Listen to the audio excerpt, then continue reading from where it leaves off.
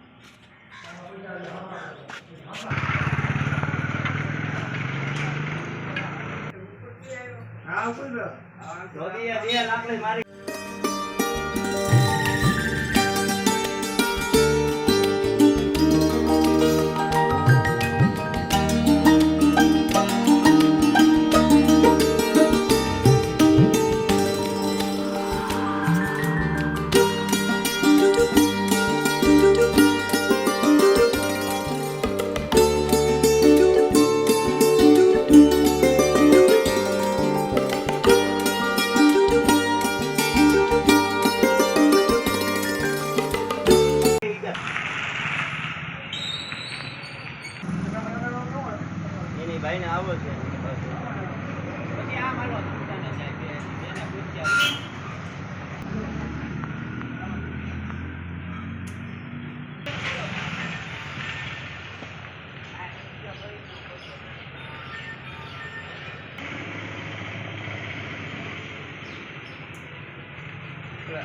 Number આપ્યો ને તોય રાતે ભકાયા માર્યો તો એને। આ વિસ્તાર છે અમારે ઉલ્લાસ ચોક રૂવાપડી રોડ અને સમસાના નાકાવાળી મેરડી બરાબર। અહીંથી અવારનવાર ચોરી થાય છે। આથી 3 થી 4 વાર ચોરી થઈ। 17 વીઘો ગલ્લો વીઘો અત્યારે આ જે હાલત છે, અત્યારે આ પેટીની ચોરી થઈ ગઈ। આગળ ભવાની માના મંદિરમાં અને સ્મશાનની અંદર ના તિજોરી તોડી નાખી છે। આ રેખડા દારૂ પીને હાલતમાં જ્યાં રખડતો હોય, વહેલા આવતો હોય કોઈને ખબર ન હોય ને વહેલા અહીંયા હું બનાવ બનતો હોય કોઈને ખબર ન હોય। મારું નામ ધીરુભાઈ છે, ધીરુભાઈ દિયાળભાઈ ધરજિયા મેલડીમાંનો ભૂવો છું।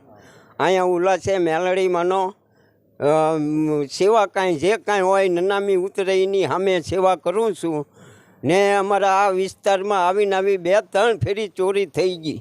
ગલ્લાની પેટીઓની આમ તેમ 17ની માતાજીનું મેલડીમાંનું ને હું અહીંનો વિસ્તારનું થોડુંક ઘણું ધ્યાન રાખું છું।